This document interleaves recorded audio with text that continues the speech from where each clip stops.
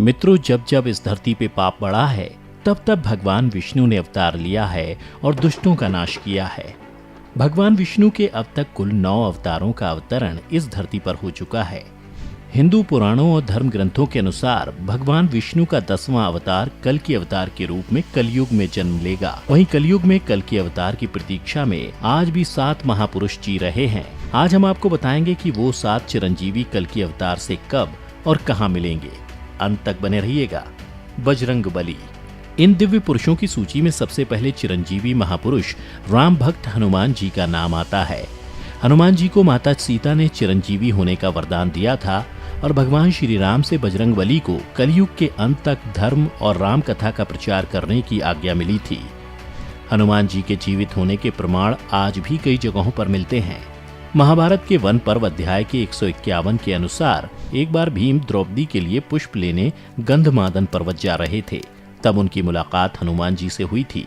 कहा यह भी जाता है कि हर 41 साल में बजरंगबली श्रीलंका के मातंग कबीले में ब्रह्म ज्ञान देने आते हैं। कलयुग के अंत में जब पाप की सीमा बढ़ जाएगी, तब भगवान कल के इस पृथ्वी लोक पर अवतरित होंगे। तब बजरंगबली एक बार फिर से भगवान कल्कि के रूप में श्री राम जी के दर्शन करेंगे और तब श्री राम द्वारा दिए उन वचनों का कार्यकाल भी समाप्त हो जाएगा। परशुराम। चिरंजीवी महापुरुषों की लिस्ट में दूसरा नाम परशुराम जी का आता है।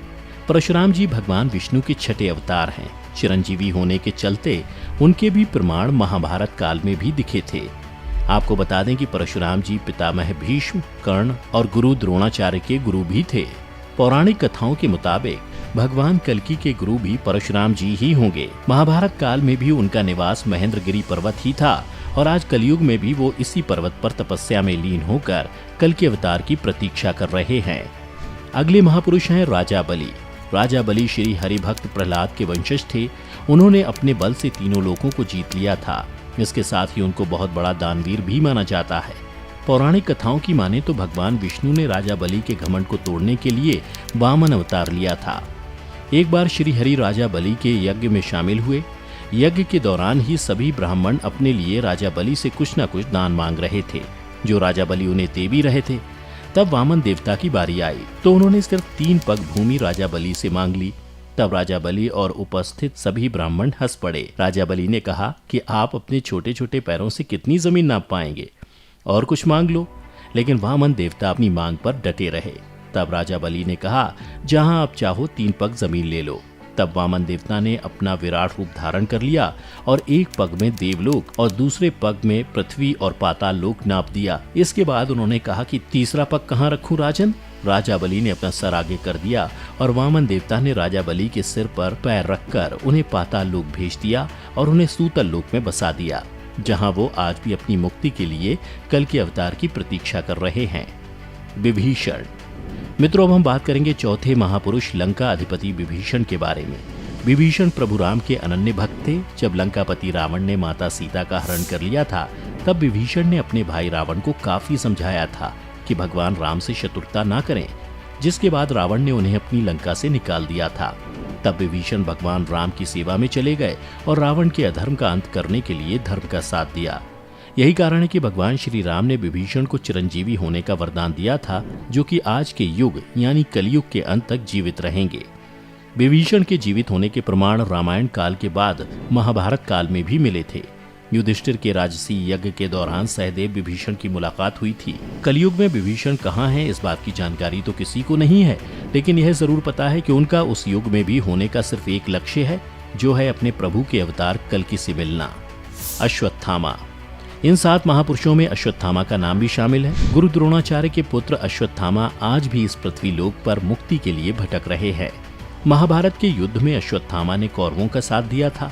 धर्म ग्रंथों के अनुसार भगवान श्री कृष्ण ने ब्रह्मास्त्र चलाने के कारण अश्वत्थामा को कलयुग के अंत तक भटकने का श्राप दिया था।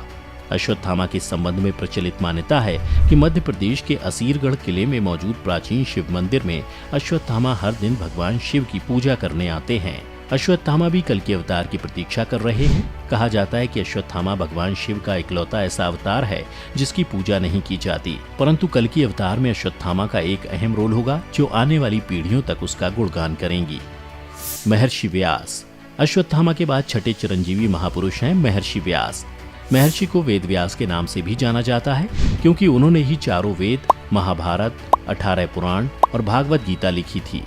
महर्षि व्यास जी ने भगवान कल्कि के जन्म से पहले उनके अवतार के बारे में ग्रंथों में लिख दिया था। महर्षि वेदव्यास बहुत बड़े तपस्वी होने के कारण आज भी कलयुग में भगवान कल्कि के दर्शन के लिए तपस्या में लीन होकर इंतजार कर रहे हैं। कृपाचार्य कलयुग के आखिरी और 7वें चिरंजीवी महापुरुष हैं कृपाचार्य। संस्कृत ग्रंथों में उनको चिरंजीवी के रूप में बताया गया है। कृपाचार्य अश्वत्थामा के मामा और पांडवों और कौरवों के आचार्य। भागवत के मुताबिक कृपाचार्य की गणना सप्त ऋषियों में की जाती है।